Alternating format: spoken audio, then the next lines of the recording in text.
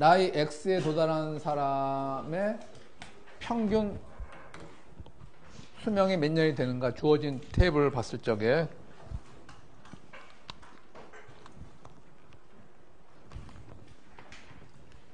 이거는 맞춘 사람들 꽤 있었던 걸로 기억이 나는데 여러분들이 이쪽 공부를 했었으면 이게 가장 기본적인 자료고 이 자료들이 변환돼서 이 숫자들이 정해집니다. 예를 들면 기억을 하실지 모르지만 이 숫자들은 뭐예요? X 나이에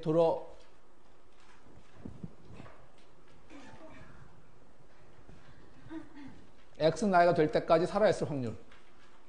X 플러스 나이가 될 때까지 살아있을 확률이에요. 그러니까 이제 점점 확률이 줄어들겠죠. 나이가 점점 많아지면서 이 나이까지 살아있을 확률, 이 나이까지 살아있을 확률이 점점 줄어들겠죠.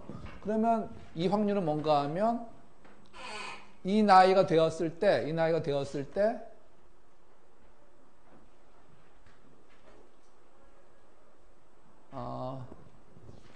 그렇죠. 이 나이의 사람이 1년 안에 사망할 확률이죠. 사망할 확률.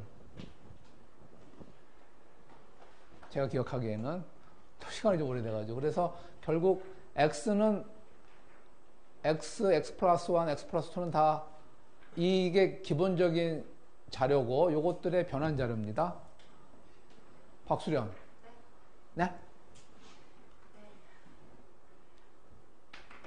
대답이 마음에 안 들어. 진휘.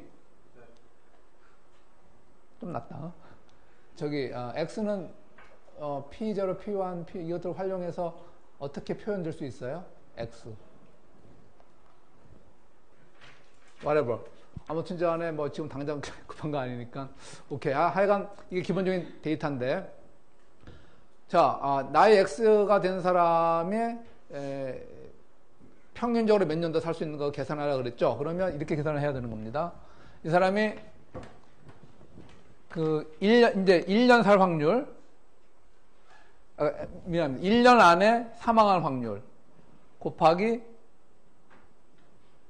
몇 년 남아있는 기간이니까 1년 안에 사망할 사건이 벌어진다면 뭐 1년 아니니까 하루 만에 사망할 수도 있고 350일 만에 사망할 수도 있죠. 그래서 그것들의 평균은 0.5년에 사망된다 그런 얘기니까 남아있는 기간은 1년 안에 사망할 확률 곱하기 그렇다면은 평균적으로 얼마만큼 살아있느냐 그 경우에는 0.5년이죠. 그 다음에 2년 안에 1년이 아니라 2년 안에 사망할 확률은 이제 1.5년이 평균적으로 남아있는 기간이죠. 이런 식으로 계산을 하면 되는데 그러면 이것들의 확률은 어떻게 됩니까? 이것들의 확률은 정확하게 조건부 확률 P절에 도달한 상황에서 일단 기본적으로 X까지 살아있어야 되겠죠. 그게 기본이 되고 요 1년간의 차이가 바로 1년 안에 사망할 확률이 되는 거죠. 나이 X까지 도달할 확률이 50%인데 나이 X 플러스 1까지 도달할 확률은 40%다. 그러면 그 1년 동안에 10%가 순수하게 요 1년 안에 사망할 확률이죠. 나이 X가 됐을 적에. 그런 식으로 이 확률은 우리 계산이 되고 곱하기 0.5년. 두 번째는 이제 1년부터 2년 사이에 사망할 확률. 그때는 평균적으로 1.5년 동안 살아있는 거죠. 그럼 뭡니까?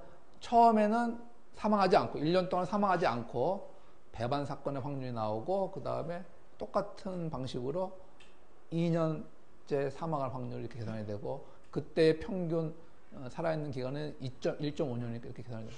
하다 보면 뭐 3년, 4년, 5년 쭉 나갈 수가 있는데, 그걸 막기 위해서 이때는 이제 X 플러스 2가 되면은 더 이상은 안 되고 1년 안에 사망할 확률이 1이다. 100%로 했으니까 우리는 3년까지만 하면 되는 거죠. 3년에서 4년 사이에 사망할 확률 이거는 제로니까 계산하면 이렇게 나옵니다. 이거를 맞춘 사람들은 제 기억에 좀 있었던 것 같아요. 그 다음에 14번은 그거와 관련된 문제죠.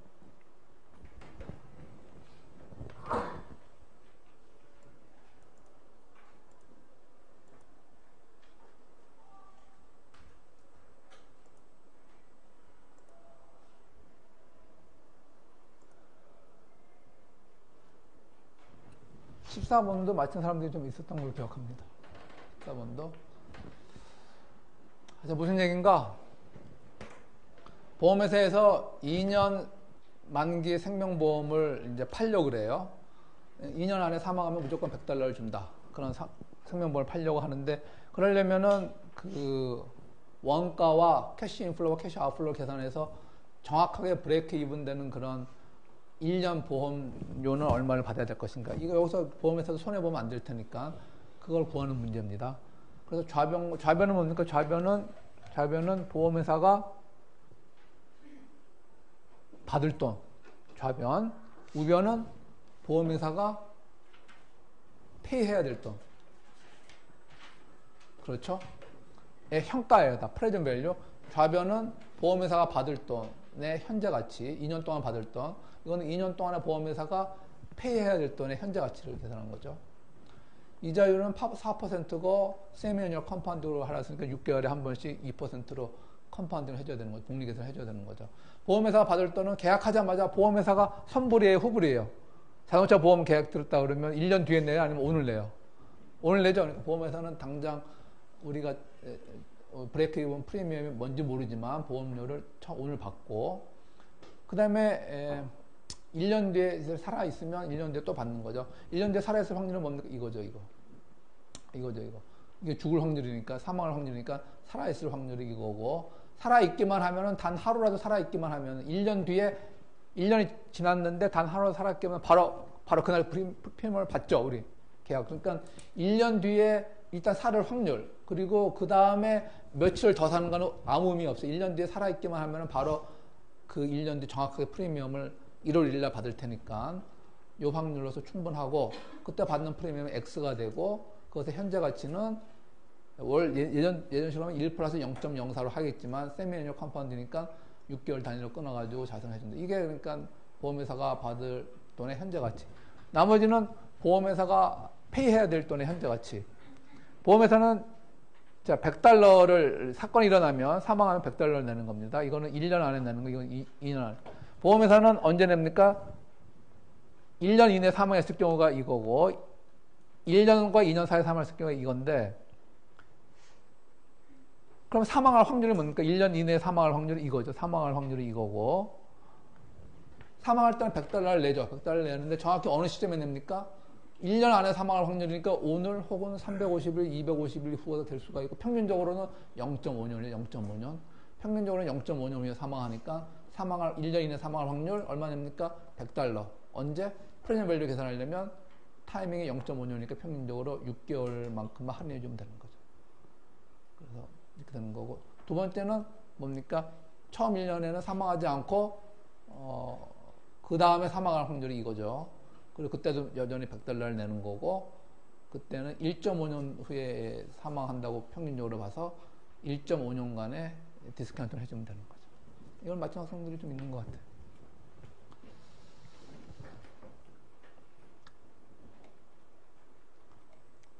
마치 태풍이 지나간 것처럼 고요하군, 반응이. 응? 중간고사가 태풍이었으면 기말고사는 돌풍인데, 허리케인인데, 카트리나, whatever.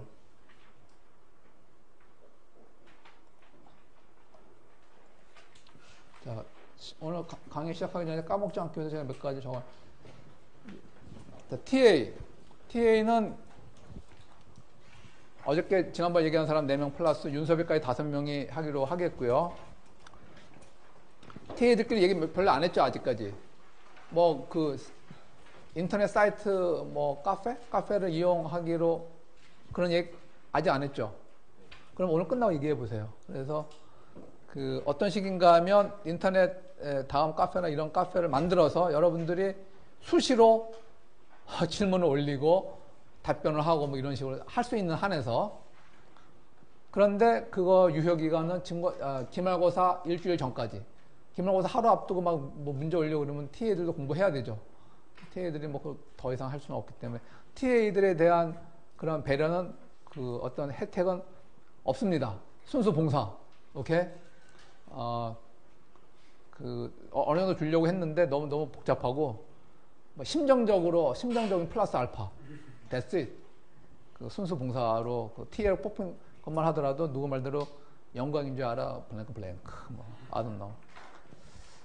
자, 그렇게 한번 해보겠고, 여러분들, 그러니까 이거는 이제 혼자 공부하면서, 혼자 이 수업 들으면서, 중간고사 퀴즈를 보니까 별로 이렇게, 차이가 별로 없어요. 그러니까, 공부를 하면서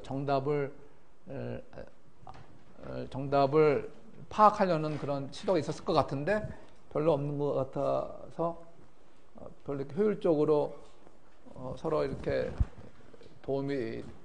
효율적으로 이렇게 친구들하고 어떤 그 선순환이 이루어지지 않고 있는 걸로 봐서 이런 TA 제도를 활용하게 되었습니다. 그래서 TA들은 오늘 끝나고 잠깐 남았으면 좋겠고요. 여러분들은 나중에 그 제가 이 인터넷 강의실에다가 그 카페 주소를 알려줄 테니까 거기에 들어가셔서 그걸 하든지 말든지 활용하든지 하세요. 그리고 작년 기말고사는 제가 올렸습니다. 혹시 작년 기말고사는 제가 그 인터넷 강의실에 올려놨으니까 관심 있는 학생들은 보세요. 어떤 식으로 시험을 보는지. 그 다음에 마지막으로 그레이딩 인포메이션. 시험을 2번 보고 막 그러니까 여러분들이 많은 사람들이 패닉에 빠져 있는 것 같다. 그래서 우리 시험은 기본적으로 절대평가니까 절대평가 성적이 어떻게 결정됩니까? 절대평가는 내 마음대로 결정되는 거야. 절대평가는 내가 A를 어디서 끊을 것인가. 그래서 지금까지의 스코어는 뭐 정말 별로 좋다고 할 수는 없지만 기말고사는 좀 문제를 제가 좀 조율을 하겠고요. 너무 어렵지 않게 내가 중간고사하고 시를 봤는데 왜 이렇게 클래스 시험이 이렇게 나오는지 모르겠지만 기말고사는 제가 좀 난이도를 조절을 하겠고 여러분들이 포기하지 않도록 하기 위해서 그레이딩에 대해서는 기본적으로 절대평가고 여러분들한테 가능한 한 연민을 가지고 그레이딩을 하겠다 하는 것을 말씀드립니다. 뭐 어느 정도 연민? I don't know. 결과 봐서 그때 포기할 필요는 없다 그런 얘기죠. 자, 지금 오늘부터 하는 거는 이제 좀 약간 어드밴스드 된 그런 토픽들이 많이 나옵니다. 실제로 투자자들이 자신들의 투자 위험을 어떻게 관리하고 있는가를 이제 배우는 겁니다. 여러분들 이제 프론트 오피스, 백 오피스, 미들 오피스 이런 표현을 들어본 적이 있을 것 같은데 실제로 트레이딩 하는 사람들을 프론트 오피스에서 일한다고 얘기를 하고 그 트레이더들을 전반적인 차원에서 회사 전체 위험을 관리하고 파악하는 것을 미들 오피스에서 일한다고 얘기하고 그 다음에 그 후손에서 이제 그와 관련된 여러 가지 부가 업무를 하는 것을 백오피스에서 일을 한다고 얘기합니다. 보통 많은 사람들의 관심은 프론트 오피스와 미들 오피스에 집중되어 있죠.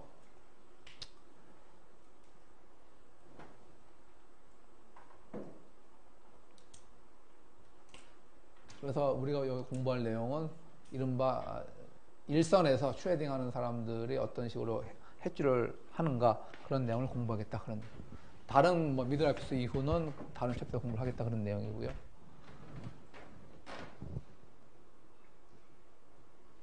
여기서 또 하나 주목할 만한 표현이 Greek letters. 그냥 Greek라고도 표현을 하는데 이거는 이제 한마디로 마켓 베리어블이 어떻게 변하면은 내 리스크는 내가 가지고 있는 포지션 리스크는 어떻게 변할 것인가 그거를 파악하는 과정이죠. 그걸 파악하는 수치입니다.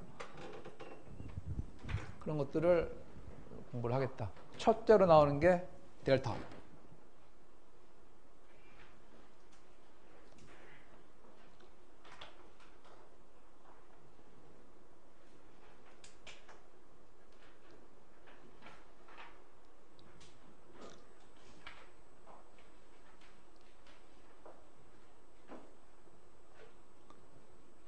델타의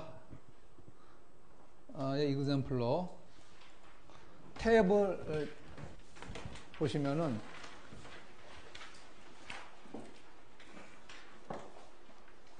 어떤 트레이더가 자산 포트폴리오를 가지고 있는데 실제 금을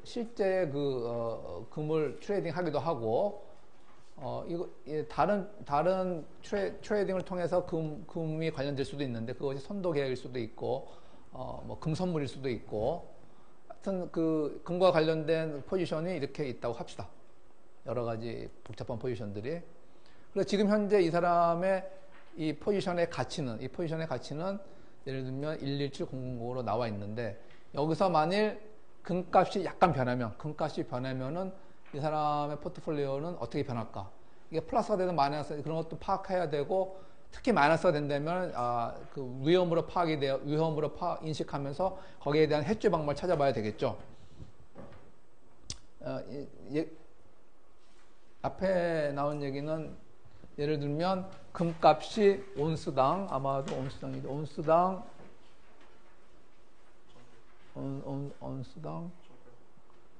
1800인데 온스당 1달러 올라가면 전체 포트폴리오의 가치는 100달러 내려간다. 만약 이렇게 됐다면은 0.1달러 올라갔는데 0.1달러 변했는데 포트폴리오 밸류는 1000달러, 100달러가 움직였다. 그러니까 결국은 그 변하는 속도는, 변하는 기울기는 천이 되는 거죠.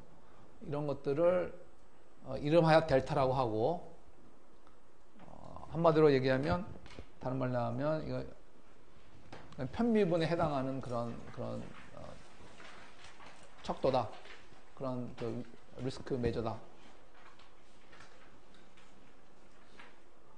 자, 여기서 우리가 표현을 이렇게 편미분을 썼어요. 델타 equals 라운드 P 라운드 S. 이거는 포트폴리오 밸류, 이거는 금값. 금값이라고 그러면 좀 애매하고, 정확히 얘기하면 금의 무슨 가격? 금의 현물 가격. 지금 현재 사고팔적의 가격이라는 얘기죠. 그래서 그 편미분으로 쓴 걸로 봐서 아마도 이 포트폴리오는 어떤 것을 의미하고 있는가? 아마도 다른 블랭크도 이 포트폴리오 밸류에 영향을 미칠 것 같다. 편미분을 썼고 그냥 전미분을 쓰지 않고 편미분을 썼으니까 아마도 다른 블랭크도 이 포트폴리오 밸류에 영향을 미칠 것 같다. 이 블랭크는 뭘까? 다른 마켓 베리어블스. 좋습니다. 마켓 베리어블. 이게 이제 골드 포트폴리오 얘기를 했지만, 예를 들면 이자율이 올라가면 뭐 달라질 수가 있고, 그런 상황, 아니면 환율이 올라가도 달라질 수가 있고, 뭐 그런 상황인 것 같습니다.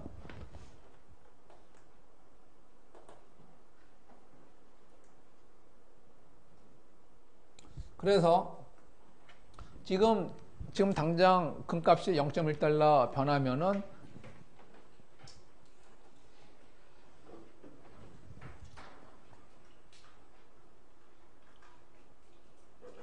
그렇죠. 100달러의 포트폴리오 손해가 있기 때문에 이거를 이제 비율로 하면은 1달러 변하면은 이제 1000달러가 손해본다 그런 얘기죠. 그러면 이 위험을 해지하기 위해서 어떤 짓을 해야 되는가 하면 결국은 1달러 변할 적에 1000달러만큼 오히려 이번엔 프로핏을 받게 되는 그런 포지션을 구축하면 되는 거죠. 그 가장 대표적인 포지션이 그냥 금을 1000온스를 사는 거예요. 1000온스를 사면은 금값이 올라가면 1달러 올라가면 이 새로운 그 금 포지션에서는 1000달러만큼 플러스가 되니까 이런 식으로 간단하게 해지를 할 수 있는 거죠. 이게 이제 델타 해징의 가장 심플한 그런 경우가 되겠습니다. 실제로는 조금 더 복잡하겠죠. 그래서 이런 식으로 델타 해증을 했다면은 이 포트폴리오는 이 포지션은 드디어 델타 뉴트럴이 됐다 우리는 얘기를 합니다. 델타에 관해서는 이제 위험하지 않다 그런 얘기가 되겠죠. 델타 중립적이다. 물론 이제 이것이 항구적으로 중립적일 것인가는 다른 문제가 되겠고요. 자, 두 번째 델타는 그런 뜻이고요. 어떤 마켓 밸류가 변할 적에 이것만이 변할 적에 포트폴리오는 어떻게 변하는가? 이것이 이름만 델타고 옵션에서 이렇게 얘기를 하죠.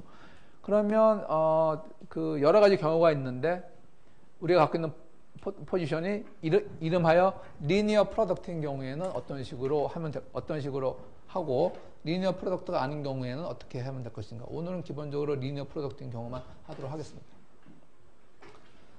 그 후에 나와 있는 내용들은 좀 복잡해요. 여러분들 책에는 뭐 이런 숫자가 나오는데 이 컨트랙트의 델타는 결국 결국 마이너스 961, 538이다 이런 숫자가 나오는데 도대체 이 숫자 왜 나오는지에 대한 아주 명쾌한 설명은 없기 때문에 제가 따로 설명을 드리도록 하겠습니다.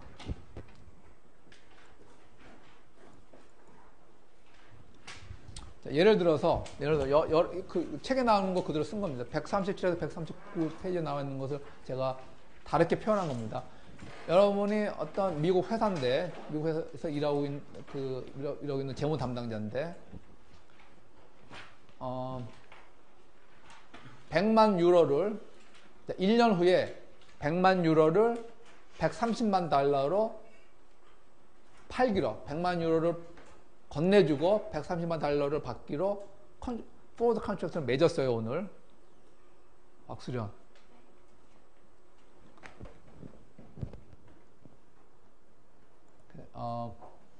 그러면 문제가 만일 오늘 현재의 그 스팟 레이트, 그러니까 스팟 익스체인지 레이트,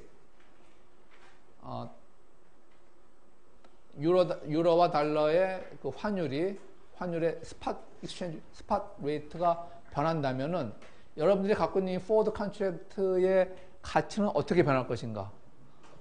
좀 어렵죠. 왜냐하면 포워드 컨트랙트는 1년 뒤에 이제 달러와 유로를 서로 교환하는 그런 컨트랙트인데, 문제는 지금 현재 시점에서의 그 달러 유로 그 환율이 변하면은 여러분들의 포워드 컨트랙트는 어떻게 가치가 변할 것인가? 그 가치를 파악해서 델타 해충을 하라 그런 얘기예요.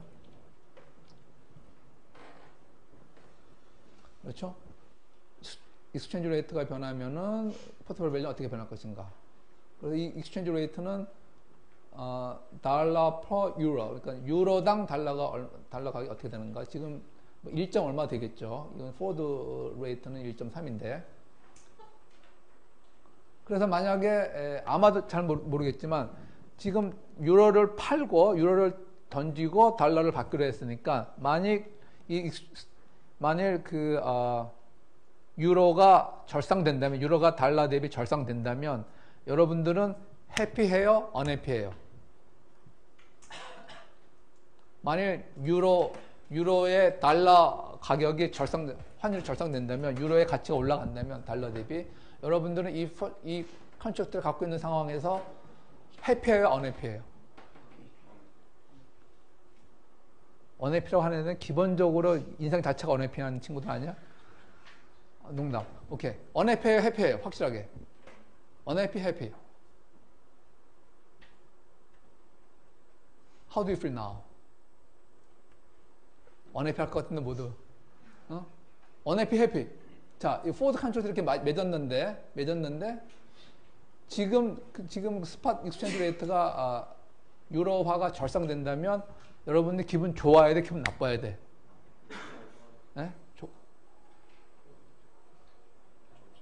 기분 좋아야 돼, 나빠야 돼? 기분 나빠야 돼요. 왜냐하면 물론 뭡니까? 이것과 지금 현재 익스체인지 레이트는 그렇게 큰 직접적인 관련 없어 보이지만, 이게 만약 올라가면 여러분들이 후회하겠어. 이거 예를 들면 하루라도 더 있다가 만약 했다면, 100만 유로를 130만 달러를 바꾸겠어? 하면 더 비싸게 바꿀 확률이 높아요. 그렇죠? 그러니까 이거를 이제 스팟 익스체인지 레이트가 올라가면 여러분들은 내가 잘못했다고 언해피 해야 되는 상황이고, 결국 이 답도 결국 스팟 익스체인지 레이트가 올라가면 여러분들 손해보는 식으로 답이 나와야 되는 거예요. 자, 언해피하다는 것은 무식한 표현이고 아주 general 표현이고, 그 파이낸스는 어떻게 얘기해요? 여러분들 if you appreciate, you will be blank off. 이건 여러분 맞춰야 되는데 you will be worse off. 이거는 경제학 돌아서 다 나오는 모양이지. worse off지 여기서는, 그죠? 언해피한 거니까 worse off가 되는 거죠. 그래서 아마도 이 기울기는 마이너스가 될 것 같다. 우리들의 인투이션이고 과연 애널리티컬리 그게 나오는 거 봅시다. 자, 그래서 포워드 컨트랙트는 1년 후에 이렇게 바꾼다는 얘기죠. 1년 후에 130만 달러를 받고 캐시 인플로가 이렇게 나가는 것은 1 밀리언 유로가 되는 거죠. 나가는 거죠. 다 확실해요. 1년 뒤에. 모든 게 확실한데. 그런데 어떤 게 불확실한가 하면, 지금 미국 회사니까 나가는 돈의 가치는 확실한데, 받는 돈의 가치는 확실한데, 나가는 돈의 가치는 유로 표시되어 있기 때문에, 달러 표시로서는 불확실한 거죠. 그러므로, 이거를 모든 걸 확실하게 하려고 그러면 달러 표시로 환산을 해야 되는데, 이 1년 뒤에 받게 될 유로는 당연히 1년 후에 future spot exchange rate하고 관련이 되죠. 1년 후에 받게 될 유로의 가치는 1년 후에 spot exchange rate에 의해서 결정이 되는데, 이것도 future라고 했는데, 만약에 하나 더 표현한다면, 내가 뭐라고 그랬어요? 하나 더 표현했는데, future, 그때 시장에서, 적용될 그런 표현으로 제가 어떤 ING 표현을 썼는데, 혹시 기억나는 사람 있어요? 크게 해봐. prevailing. will prevail. 우리 승리하리라. 그런 뜻은 아니고, anyway. future prevailing spot exchange rate라는 게 더 정확한 표현입니다. 여러분은 그런 표현 나중에 볼 거예요. 1년 후에 spot exchange rate에 의해서 결정될 거다, 그런 얘기죠. 그런데 이 1년 후에 결정될 spot exchange rate는 오늘 입장에서 보면 random variable or stochastic process 이렇게 된다는 얘기죠. 그러니까 우리는 불확실하다, 그런 얘기죠. 그러므로 여러분들이 갖고 있는 forward contract의 가치는, 이 가치는 1년 후에 미래 spot exchange rate의 함수이기 때문에 지금 현재로서는 오늘 현재 spot exchange rate가 변하면은 forward contract의 가치가 어떻게 변할 건지 여기에 한 번에 답하기가 쉽지 않아요. 미래의 함수인데 왜 오늘 변하는 것을 어떤 식으로 연관을 시키는가. 그럼 여기서의 가장 중요한 키포인트는 이른바 현재 가치와 미래 가치는, 이른바 어떤 특정 캐시플로우의 어떤 자산의 현재 가치와 미래 가치는 뭐가 될 것 같아? 나는 이 둘은 사실상 똑같다는 얘기를 하는 거예요. 여러분들 오늘 $100 투자해서 1년 뒤에 은행 예금 $100 하는데 1년 뒤에 $104를 받는데 예금까지 합쳐서. 그러면 efficient market이라고 한다면 오늘의 $100와 1년 뒤에 $104가 사실 같다는 얘기죠. 거기서 같다고 얘기할 때 어떤 형용사를 씁니까? 오늘의 $100와 1년 뒤에 $104는 같다. They are equivalent라는 표현을, 동등하다 이렇게 표현을 쓰죠. 그래서 어떤 캐시플로우를 현재 시점에서 파악한 거나 미래 시점에서 파악한 거나 시점만 틀릴 뿐이지 두 개는 사실상 같다. 그러니까 여기는 뭐라고 써야 될 걸까? 두 개는 해봐. Two sides of a coin. 좀 동전의 양면. Two sides of a coin. 그래서 현재 가치와 미래 가치는 동전의 양면과 같기 때문에 아주 closely related 되어 있다, 그런 얘기죠. 그러므로 이 forward contract를 현재 가치 관점에서 다시 한번 분석을 해보자. 그러면 forward contract의 현재 가치 어떻게 되는가? 그렇다면 우리가 받게 될 1.3 밀리언 달러는 당연히 현재 가치로 할인한다면, 현재 가치로 환산한다면 1 플러스 그 달러 예금 이자율 이런 식으로 할인을 해야 되겠죠. 마찬가지로 우리가 줘야 할 100만 유로를 현재 가치로 환산한다면 이건 1년 후의 가치고 현재 가치 환산하려면 적절한 유로 디파짓 레이트 같은 걸로 이제 아니면 유로 표시 EC에서 발행한 국채라든지 이런 식의 1년 리스크 프리 레이트로 할인해야 되는 겁니다. 그리고 이것이 현재 가치고 이것이 뭡니까? 유로의 달러로 이것이 그 1년 뒤에 내줄 유로의 현재 가치고 이거를 우리는 그러면 오늘 현재의 달러로 오늘 현재의 스팟 익스체인지 레이트를 활용해 가지고 컨버트 할 수 있는 거죠. 그러므로 지금 조금 전까지는 어떤 게 불확실했습니까? 조금 전까지는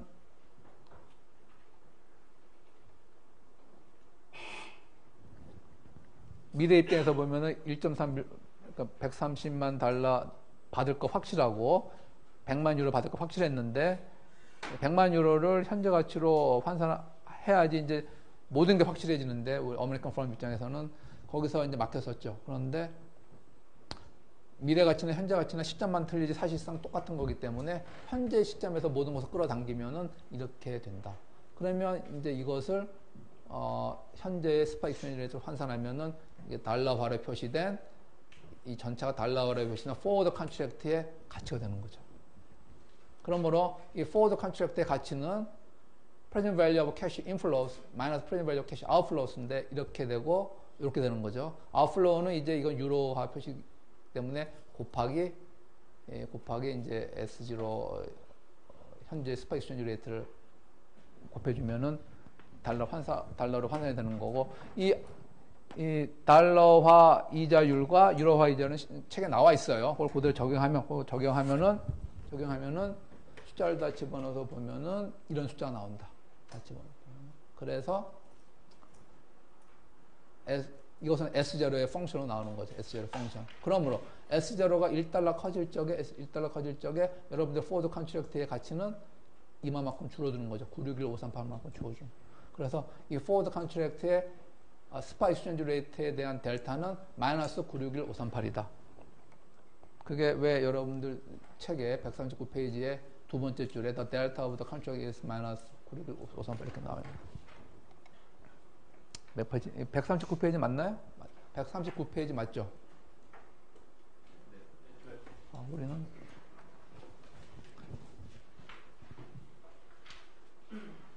델타는 우리가 배웠지만 델타는 그냥 편입을 하면 되는 거지. S0에 대해서 편입을 해보면은 여기서 이렇게 마이너스. 결국 이제 S0가 유로의 가치가 올라가면 여러분은 포워드 컨트랙트 매진 이 상황에서 이만큼 손해를 보는 거랑 마찬가지다. 그러면. 자, 제가 여기서 플러스 미니는 아니다. 플러스 미니는 아니지.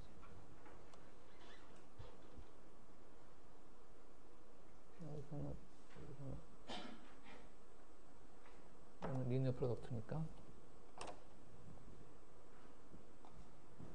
델타까지 파악했으면 여러분들 우리는 이제 그 다음에 하려는 게 뭡니까? 델타를 파악한 이유는 뭡니까? 델타를 파악한 이유는 내가 가진 포지션이 얼마나 위험한가. 현재 그 환율이 변한다면 그 위험한가를 파악하고 이만큼 위험하다. 이만큼 위험하니까 우리는 어떤 식으로 해체해야 됩니까? 유로 익스체인지 레이트가 절상되면은 이만큼 오히려 나한테 돈을 벌게 해줄 그런 포지션을 구축하면 된다. 그게 뭡니까? 가장 쉬운 포지션이 오늘 당장 유로화를 961,538 달러만큼 사는 거죠. 그러면 유로화 가치가 달러화 대비 올라가면은 여기서는 손해보지만 포워드 컨트랙트에서는 손해보지만 이 새로운 유로화 포지션에서는 이제 그만큼 이득을 보니까 두 개 포지션을 다 합치면은 결론적으로 유로화 가치가 약간 올라간다 하더라도 플러스 마이너스 제로가 돼서 더 이상 우리가 걱정할 필요 없는 거죠. 그러면 거꾸로 만약에 이제 이런 문제를 낼 수 있겠죠. 만약에 여러분들이 오늘 현재 입장에 오늘 포워드 컨트랙트를 맺는데 1년 뒤에 이번에는 유로를 받고 달러를 내주는 경우 유로를 받고 달러를 내주는 그런 포워드 컨트랙트를 맺게 되면은 스파 익스체인지 레이트에 대한 델타가 어떻게 되며 이 델타의 문제를 중립적으로 만들기 위해서 어떤 짓을 해야 되는지 그거는 여러분들이 한번 해보세요. 책에 있는 것 같기도 하고 이런 식을 이용해가지고 한번 해보세요. 나중에 올리겠습니다. 이 강의 노트는. 두 번째 나오는 얘기는 여러분들 스냅샷에 이 얘기입니다. 해지를 어떻게 해야 될 것인가 어떤 케이스 스타디인데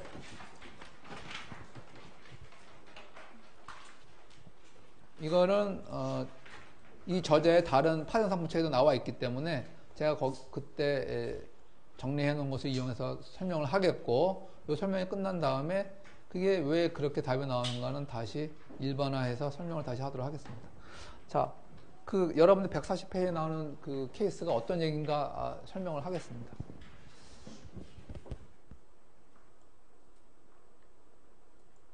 어떤 금광 채굴업자가 있는데 금광 채굴업자들은 당연히 항상 미래 금값에 대해서 프라이스 리스크가 있는 거죠. 가격 위험이.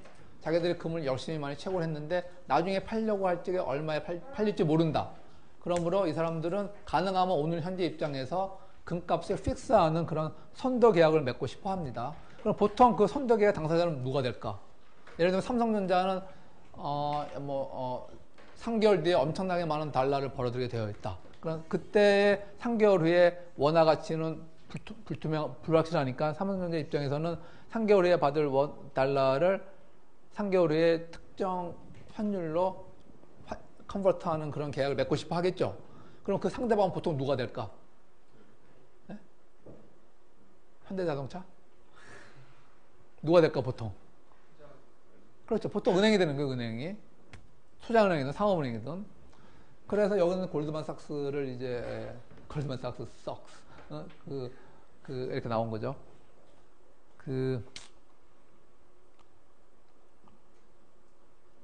여러분이 골드만삭스라고 생각하고, 여러분 골드만삭스는 그러면 어떤 문제가 있습니까?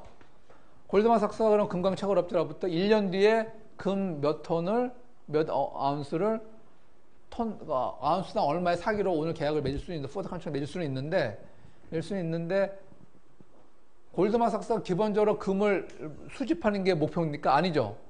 뭐가 목표예요? 골드만삭스의 목표는 돈 버는 거지, 돈 버는 거. 그러니까 다시 금을 처분해야 되겠죠, 궁극적으로. 그러면 다시 골드만삭스가 그 금값에 대한 프라이스 리스크를 골드만삭스가 주는 거죠. 그러니까 그 입장에서는 골드만삭스는 어떤 식으로 리스크 해지를 해야 될 거냐, 그 얘기 하는 거예요. 이건 골드마이닝 컴퍼니가 어떤 식으로 해지를 할 거냐, 이건 포드 컨트랙트 하면 되는 거고, 그 상대방이 골드만삭스라면 그럼 얘네들은 어떤 식으로 해야 될 것인가, 리스크 매니지먼트를. 이렇게 되겠죠. 만약에 아무런 해지를 하고 있지 않다면 골드만삭스는 그 포드 계약 만기 시점에 금을 받아서 팔겠죠. 금을 받아서 바로 판다면 금을 사는 가격은 정해져 있어요. 금을 사는 가격은 오늘 이 금광 채굴업자와 포드 컨트랙트를 맺었기 때문에 금을 살 가격은, 그러니까 금을 위해서 페이해야 될 달러는 정해져 있지만 자기들이 받은 금을 팔려고 할 적에 그 금값은 미래의 랜덤 베리어블 혹은 스타캐스틱 프로세스가 되는 거죠. 언설튼한 그런 값이 되는 거죠. 이거를 어떤 식으로 설튼하게 만들 것인가, 그게 골드만삭스의 미션이죠. 그러면 어떤 식으로 해지를 해야 되는가 하면 얘네들은 한마디로 오늘 금을 숏셀 한다 그런 얘기. 오늘 금을 빌려서 바로 파는 거예요. 그러니까 그럼 나중에 금을 빌린 당사자 카운터 파트너한테 넘겨줘야 되겠죠. 오늘 금을 빌려서 팔면 그 금값은 이제 현재 금의 스팟 프라이스가 있을 테니까 금값은 확정되고, 자기 받을 건 확정되고, 나중에 포워드 컨트랙트 만기가 되면 어떤 짓을 해야 됩니까? 만기가 되면은 일단 선물 그 금광업자하고 포워드 계약을 맺어서 금을 받기로 했으니까 뭡니까? 금값을 지불해야 되겠죠. 포워드 가격을 지불해야 되고, 페이어 피는 이거는 누구한테 어떤 수수료를 줘야 된다. 누구한테 주는 수수료일까? 골드만삭스 입장에서는 누구한테 수수료를 준다는 거 줘야 될 것 같아요? 금을 빌려준 사람한테. 일정 기간, 우리가 주식시장에서도 주식을 빌려서 이렇게 파는 경우에 일정 수수료를 준단 말이에요. 신용 거래를 할 적에. 이 수수료는 어차피 정해져 있는 숫자고, 그 다음에 뭡니까? 마지막으로 해야 될 일은 금 받은 것을 1년 뒤에 금광업자로부터 금을 받아서 원래 자기한테 빌려줬던 사람한테 다시 건네주는 거죠. 그러면 모든 게 자산과 부채 관계가 다 정리되면서 캐시플로우가 어떻게 될까? 캐시플로우는 이렇게 해지를 하게 되면 이 사람의 골드만삭스의 캐시플로우는 오늘 현재 금을 빌려서 파니까 그 금값을 받겠죠. 플러스 피즈로 받겠고, 자, 선물 계약의 마지막 날이 되면은 금광업자한테 선물 계약에 의한 금값을 지불하고, 이것도 정해져 있죠. 또 금을 빌려준 사람한테 피를 지불하고, 그리고 이제 그때 받은 금을 빌려준 사람한테 그냥 딜리버리 해주면 되니까 더 이상의 캐시플로우 없는 거죠. 그러므로 이 사람의 모든 캐시플로우는 오늘 숏셀 해가지고 팔아버리면 오늘 금광업자하고는 포워드 계약을 하고, 내 숏셀 카운터파티하고는 숏셀 계약을 딱 맺으면은 오늘 현재 입장에서 돈 나가는 건 아무것도 없고, 포워드 컨트랙트 만기가 되면 뭡니까?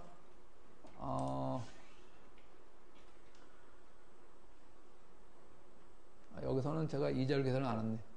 만기가 되면 오늘 금을 팔아가지고 받은 돈, 그리고 죄송합니다. 이거를 플러스 뭐 1 플러스 R 해가지고 미래의 가치로 받은 돈이 있고, 그리고 1년 후에 금 광업자한테 내줄 돈이 있고, 그 다음에 피를 또 금 빌려주면서 주면 되는 거죠. 금은 그냥 연결해주면 돼. 그래서 이 사람의 캐시플로우는 이걸로 정해진다. 제가 이제 여기서 현재가치, 미래가치 구분을 제대로 안 했는데, 현재가치, 미래가치를 한쪽으로 이제 몰아서 하려면 여기다가 다 P0 곱하기 1 플러스 R, 이거는 미래가치고, 피를 만약 오늘 낸다면 오늘 내준 곱하기 1 플러스 R, 이렇게 계산을 하면 돼요. 그래서 이런 식으로 해지를 하게 되면 오늘 현재 시점에서 모든 게 확실해지고, 골드만삭스가 더 이상 그 프라이스 리스크를 줄 필요가 없다. 그런 얘기를 하고 있는 겁니다. 자, 이게 오늘 지금 갑자기 막 두 가지가 막 나오니까 여러분들 좀 헷갈릴 수가 있는데, 오늘 요까지 하고 끝입니다. 요거를 그러면 어떤 식으로 할 건가, 어떤 식으로 우리가 바라봐야 될 건지 마지막으로 정리를 하겠습니다.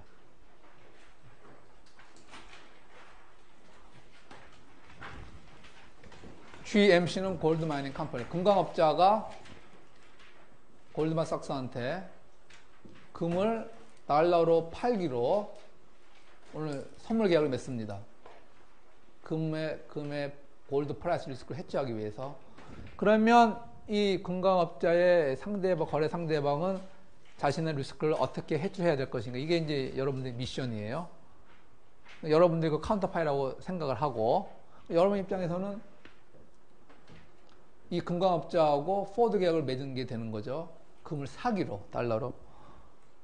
그러므로 1년 뒤에 여러분들은 캐시플로우 어떻게 나오는가 하면 1년 뒤에 그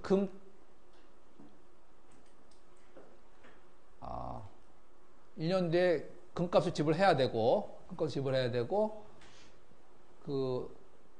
이 정도의 금이 이제 들어오는 거죠. 이게 뭐 금의 사이즈를 얘기하는 겁니다. 이게 뭐 100원수든 돈을 지불하고 금이 들어온다. 그러므로 캐시 인플로우를 생각한다면 캐시 아웃플로우는 달러 나가는 거 그대로 계산하면 되고, 캐시 인플로우는 금 곱하기 금의 1온수당 가격 뭐 이렇게 하면 되겠죠. 금 온수 곱하기 당시의 금값. 불확실하다 그런 얘기죠. 이걸 어떻게 해줘야 될 것인가. 그러므로 여러분들은 이 포워드 컨트랙트를 다시 조금 유사하게 이 골드만삭스가 맺은 포워드 컨트랙트를 다시 프레젠트 밸류로 계산 한번 해보자. 그러면 들어올 돈의 프레젠트 밸류, 나갈 돈의 프레젠트 밸류 계산하면 되는 거예요. 나갈 돈은 정해져 있어요. 오늘 포워드 컨트랙트 맺어서 금광업자한테 나갈 돈은 정해져 있고, 들어올 돈은 불확실하죠. 들어올 돈은 미래의 이만큼의 금의 스팟 밸류가 되는 거죠. 금 온수 규모 곱하기 1온수당 금값.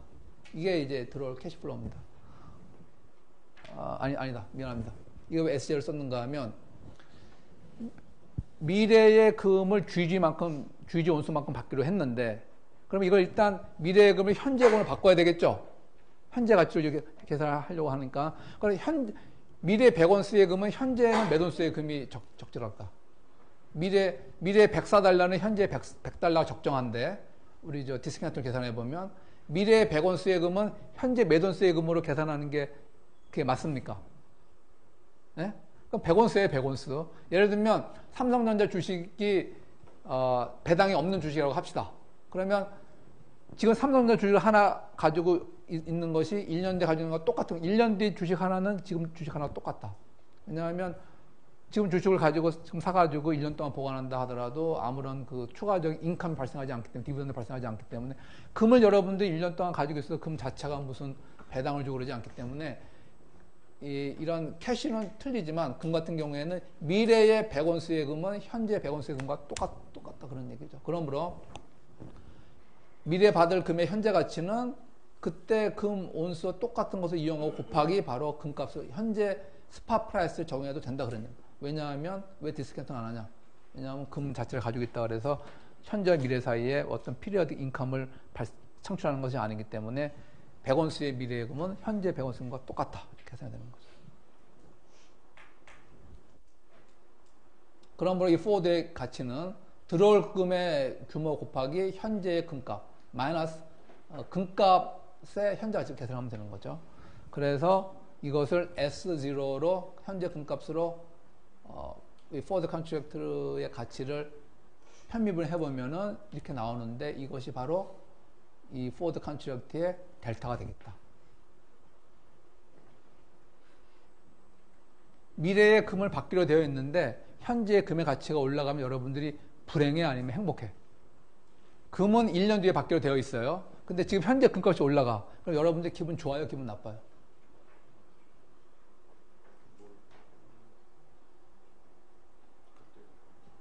아니지. 포워드 컨트랙트니까 금을 살 돈은 정해졌어요? 안 정해졌어요? 이 골드만삭스가 금을 받습니까? 금을 건네줍니까? 골드만삭스가 금을 받죠? 금을 받고 페이해야 될 돈은 정해졌어요? 안 정해졌어요? 정해져 있죠? 그런데 1년 뒤에 온스당 뭐 얼마 주고 했는데 오늘 보니까 온스당 금값이 올라가고 있어. 그럼 골드만삭스 입장에서 행복해요? 아니면 기분 나빠요? 행복하죠? 그러니까 델타가 이렇게 플러스로 나오는 거예요. 플러스로. 이렇게. 자, 이제 여러분 입장에서는 이 포워드 컨트랙트의 델타를 파악했어요. 바로 금이 100온스라 그러면 그 100이 바로 뭡니까? 델타 되는 거죠. 그러면 델타 뉴트럴 만들기 위해서 이게 델타가 플러스면 항상 좋은 겁니까? 델타가 플러스면 금값이 올라가면은 100달러만큼 돈 번다는 얘기니까 좋은 것 같은데 왜 반드시 좋지 않을까? 금값이 떨어지면 똑같이 100달러 손해본다는 얘기니까 결국 포지션을 이거 금값이 떨어지면은 100달러만큼 손해본다는 얘기니까 여러분들 이 포지션 올라가든 내려가든 여러분들은 미래의 그 캐시플로우를 픽스하는 게 그게 해주의 목적이니까 돈 버는 게 목적이 아니라 해주의 목적은 미래 캐시플로우를 설튼하게 만드는 게 목적이니까 여러분들은 금을 숏세일을 해야 되겠죠. 델타가 이제 마이너스 100온스가 되는 그런 포지션을 구축하면 된다. 어떻게 하면 됩니까? 그거는 델타를 숏세일을 하면은 오늘 미리 빌려서 팔아놓으면은 돈은 결정되어 있는데 나중에 금값이 올라가면은 오늘 나중에 하루라도 더 있다가 팔았으면 더 비싸게 팔 수 있었을 텐데 오늘 미리 팔아놨기 때문에 금값이 올라가면 여러분들은 불행한 상황이 되는 거고 숏 포지션의 델타는 마이너스가 되는 거죠. 그런 뜻입니다. 그래서 델타를 파악하는 게 과정이 여기까지 나왔고요. 델타가 이렇게 됐으니까 여러분들의 델타 포지션을 뉴트럴 하기 위해서는 델타 값이 마이너스 GG가 되는 그런 포지션을 구축하면 된다. 가장 쉬운 것은 바로 금을 이용해 가지고 마이너스가 되기 위해서는 금을 사는 게 아니라 금을 팔아야 되겠다. 없는 금을 어떻게 팝니까? 숏 포지션으로 팔면 된다. 그런 얘기가 되겠어요. 또 하나 남는 것은 자, 애초에 골드만삭스가 지금 두 가지 짓을 하고 있어요. 금감업자한테는 금을 사는 포워드 컨트랙트를 맺고 지금 또 하나는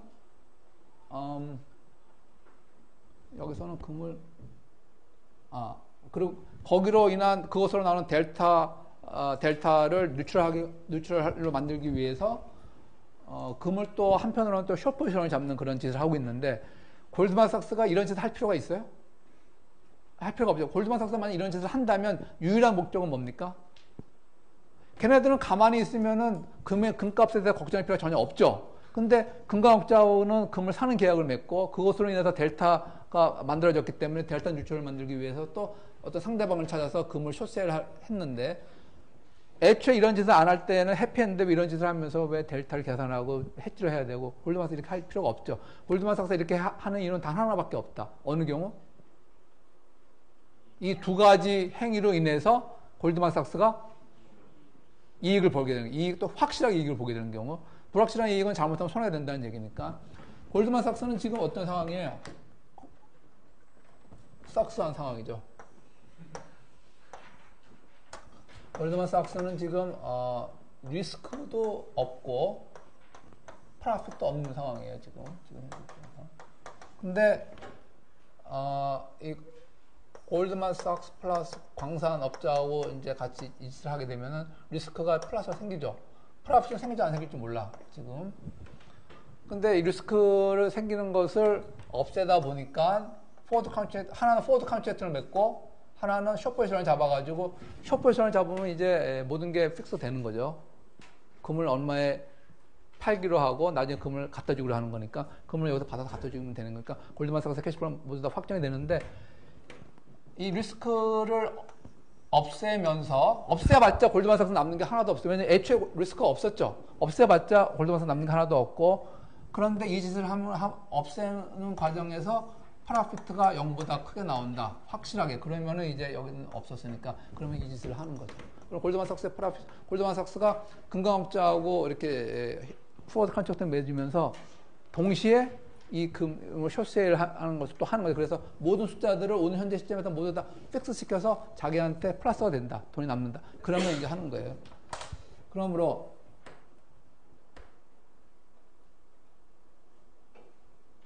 골드만삭스의 토탈 포지션 어떻게 됩니까? 오늘 금을 빌려서 어디서 빌려? 금을 가장 많이 가지고 있는 데가 어디예요? 보통 중앙은행에 많이 가지고 있다. 중앙은행에 돈을 빌리면 물론 약간의 피를 내야 되는 거예요. 중앙은행에서 금을 빌려서 당장 파는 거예요, 금을. 그러면 이제 캐시플로우가 확정되죠. 그런 다음에 그렇게 되면 이 골드만삭스의 확장된 포지션은 어떻게 됩니까? 애초의 포지션에다가 이 추가적인 포지션. 애초의 포지션은 뭡니까? 금 포워드 컨트랙트의 포지션이었죠. 금을 미래에 받게 될 거지만 그걸 오늘 받는 거와 똑같고 곱하기 금의 현물 가격 마이너스 포워드 컨트랙트에 때문에 내줘야 될 금값의 현재 가치. 이게 이제 포워드 컨트랙트의 밸류였는데, 그리고 오늘 이런 포지션을 함으로써 어떻게 됩니까?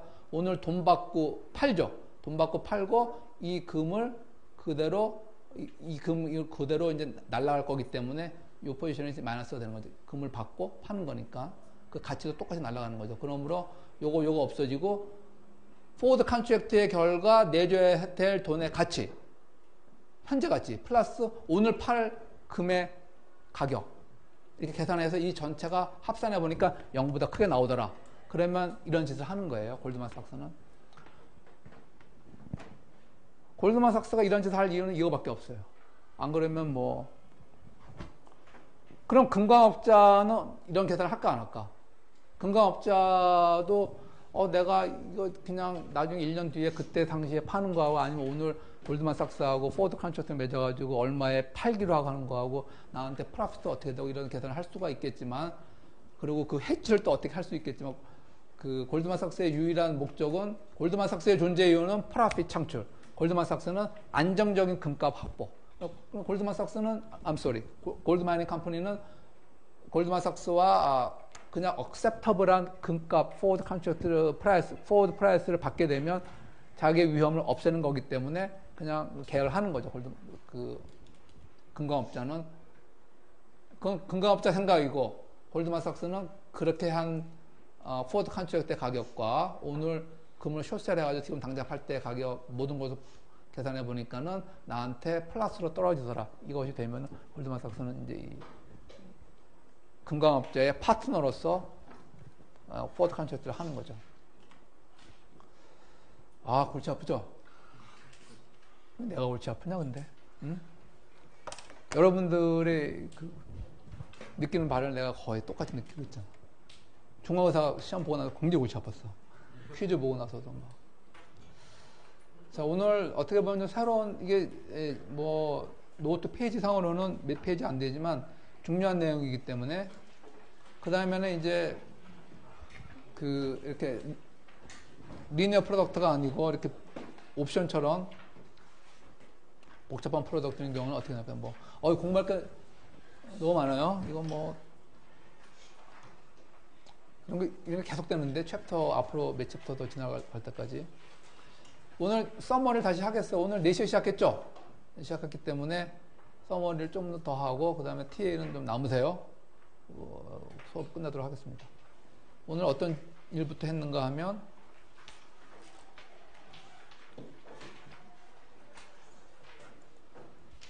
두 번 들을 적에는 hopefully 여러분들이 좀 다를 거라고 생각하고,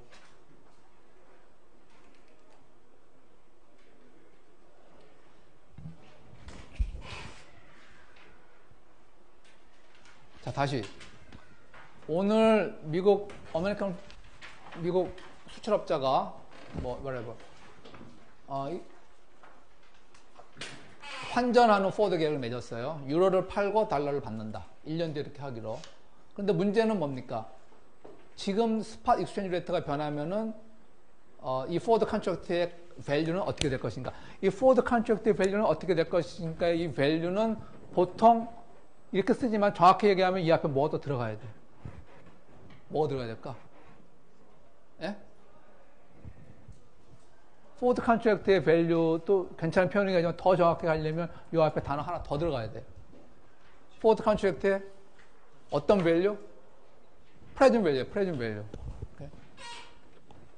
forward contract present value는 어떤 식으로, 그러니까 사실 여기에서부터 그 키가 있는 거네. 보통은 value라고 하지만 이거의 명확한 의미는 present value라는 뜻이기 때문에 모든 것을 현재 가치화해서 접근할 수밖에 없다는 것이 여기 암시하고 있습니다.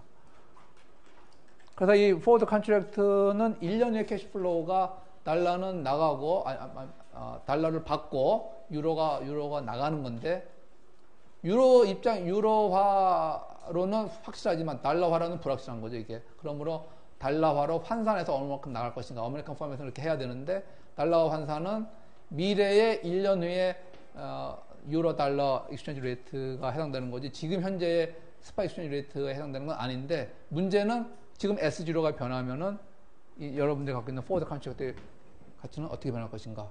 그래서 이것들을 대전제가 프레젠트 밸류나 퓨처 밸류나 사실은 같은 거기 때문에 포워드 컨트랙트를 프레젠트 밸류 차원에서 우리가 다시 한번 평가를 해보자.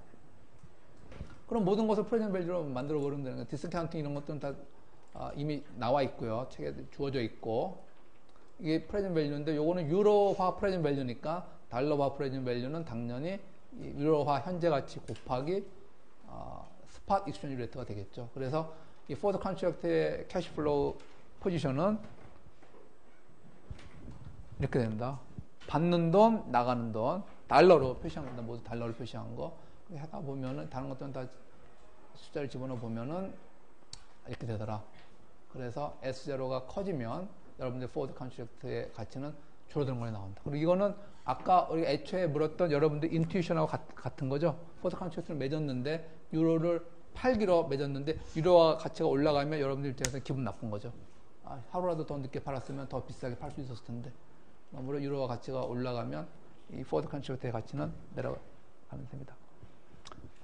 델타가 마이너스 961로 나왔어요. 그러므로 델타 뉴트럴이라는 것은 이것이 변할 적에 여러분들의 포지션의 가치는 변하지 않게 하는 게 목적이기 때문에, 델타 해칭의 목적은. 그러면 어떻게 이 마이너스 포지션을 없앨 것인가? 가장 심플한 대답은 플러스 961,538을 만드는 포지션을 델타가 플러스 961,538인 그런 포지션을 만들면 되는데, 가장 쉬운 거는 이 숫자만큼의, 이 가치만큼의 유로화를 여러분들 지금 사두면은, 유로화 가치가 올라가면 그 포지션에서는 플러스 961,538이 만들어지는 거죠. 그게 첫 번째 설명이었고, 두 번째 설명은 뭡니까? 두 번째 설명은 금광업자. 두 번째 설명은 일단 아까 했으니까 이번에는 일반적으로 다시 한번 해봅시다. 일반화된 설명만 하도록 하겠습니다. 금광업자가 포워드 컨트랙트를 통해서 자신의 골드 프라이스 리스크를 해지하려고 합니다. 그래서 금광업자 입장에서는 당연히 금을 파는 거죠. 달러를 받으면서. 근데 여러분들이 금광업자의 카운터 파티가 됐어요. 금을 사야 돼. 1년 후에 사야 되는데, 여러분들 입장에서는 1년 후에 골드 프라이스 리스크를 어떤 식으로 해지할 수 있을 것인가. 다시 조금 전과 마찬가지로 이 컨트랙트를 프레젠트 밸류로 우리가 환산해 보면은, 포워드 컨트랙트의 결과 금을 받고 돈을 내주는데, 이 돈의 현재 가치는 계산하기 편해요. 그거는 디스카운트 바로 하면 되고, 이 금의 현재 가치는 왜요? 금의 현재 가치는 바로 그 똑같은 아운스의 금일 수밖에 없다. 금은 한 피리어드 동안에 어떤 새로운 인컴을 창출하지 않기 때문에. 그러므로 이 포워드 컨트랙트의 현재 가치는 이거 되는 거예요. The value of the forward는 금값 곱하기 현재 금의 규모 곱하기 현재 금값 마이너스 내줘야 될 1년 전 내줘야 될 캐시플로우의 현재 가치. 그러면 여러분이 좀 조심하셔야 되는 게, 이 포워드 컨트랙트의 뭐 100원스, 1원수를 받고 1,800달러를 내주기로 했는데, 이 현재 가치를 계산할 적에는 여기서는 디스카운팅이 필요하고 여기는 디스카운팅이 필요하지 않은 거죠. 그래서 델타가 계산이 된다. 델타가 플러스니까 여러분들의 델타 뉴트럴 방법은 똑같은 규모의 마이너스 포지션을 구축하면 된다. 마이너스 포지션은 없는 금을 숏셀에서 파는 거다. 그러면 금값이 올라가면 여러분이 손해보게 된다. 그런 얘기죠. 그 결과 골드만삭스 입장에서는 두 가지 일을 동시에 해야 되는데, 첫 번째는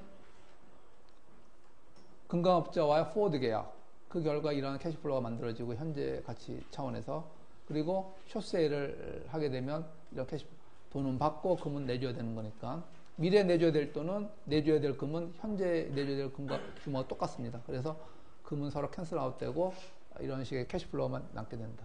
이것들의 숫자가 정확하게 플러스가 되면은 여러분들은 그 금강업체 카운터 파리로 포워드 컨트롤을 맺게 된다. 지금 막 이렇게 막 숫자 나왔는데 문제 낼 수 있겠죠. 문제를 이렇게 포워드 컨트랙트를 이렇게 맺었고 숏셀을 해가지고 금값을 오늘 얼마 받게 된다. 이제 이 경우에 여러분들은 포워드 컨트랙트를 맺을 것인가, 뭐 이런 식의 문제가 나올 수 있겠죠. 그러면 여기다가 집어넣어가지고 이제 현재가치를 계산하면 되겠습니다. 어려웠어요? 어려운 게 아니라 좀 새로운 거였겠지. 그게 그거예요? 어려운 거나 새로운 거나? 질문 있습니까? 우리는 질적인 수업을 하니까 항상 수업이 좀 빨리 끝나도 상관없습니다. 굉장히 질적으로 인텐시브한 수업을 하기 때문에. 불만 있어요? 빨리 끝나는 거에 대해서? T 5명은 남고, 수요일에 보도록 하겠습니다.